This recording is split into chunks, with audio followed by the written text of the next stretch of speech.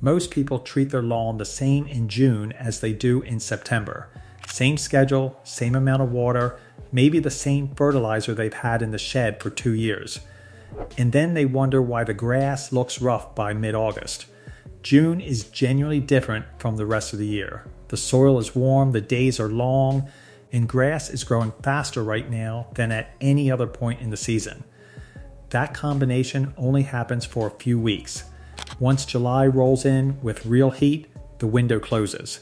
So if your lawn has any weak spots, any patches you've been ignoring, any weeds you keep meaning to deal with, right now is when it actually matters.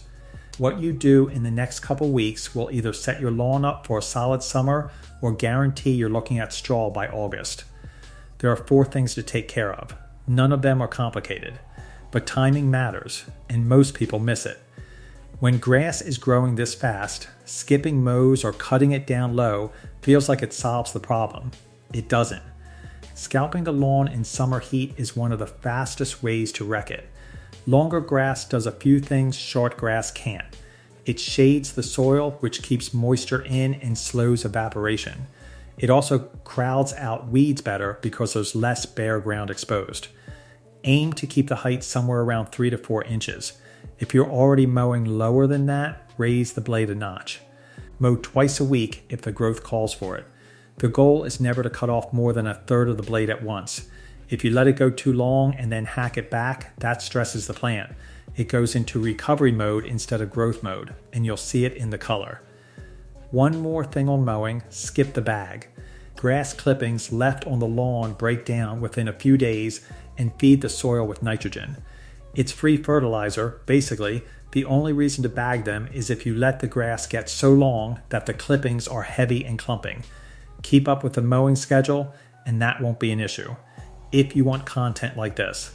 Real practical stuff that actually saves you money and keeps your home looking sharp, subscribe. Every week there's something new that's worth knowing. A lot of people either skip fertilizing in summer entirely, or they grab whatever they used in early spring and repeat it. Both approaches tend to backfire. The heavy nitrogen fertilizers you'd use in spring push fast leafy growth. That's what you want when the grass is waking up. In summer, that same formula can actually burn the lawn, especially if the soil is dry or temps are climbing. You want something lighter.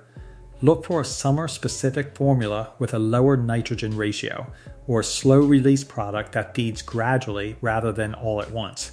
The timing of application matters as much as what you use. Don't fertilize dry grass sitting in the sun. If there's no rain in the forecast and you're not planning to water afterward, wait.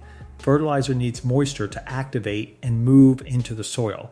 Applied dry, it just sits on the surface and can cause patchy burn marks.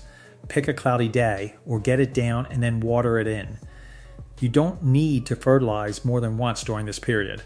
One solid feeding in June is plenty to carry the lawn through the summer stretch. Daily light watering is probably the most common lawn care mistake out there.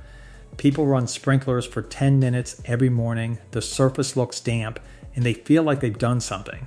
The roots are getting almost nothing. The problem is that shallow. Frequent watering trains the roots to stay near the surface. Roots follow moisture. If moisture is always right at the top, that's where they go. Then when a proper heat wave hits and the surface dries out fast, there's no deep root system to fall back on. The grass can't handle it. What works is one deep soak per week, enough water to penetrate 4 to 6 inches into the soil. That might mean running sprinklers for 30 to 45 minutes depending on your setup.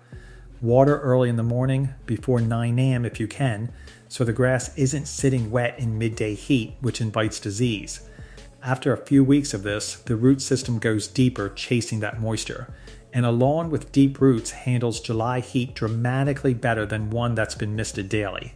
It can go longer without rain, it recovers faster from stress, and it just looks healthier overall.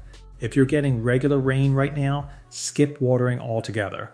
A well-established lawn can handle 2 dry weeks without any supplemental water. Don't water just to have a routine. June is the last real opportunity to get weeds under control before they set seed. Once they seed, you're not dealing with 10 weeds anymore, you're dealing with hundreds in the spring. The math on waiting is bad. Dandelions, clover, plantain, creeping Charlie, whatever you've got showing up, get them out this month.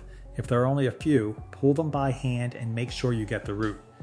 Dandelions in particular will regrow from a root fragment, so a clean pull matters.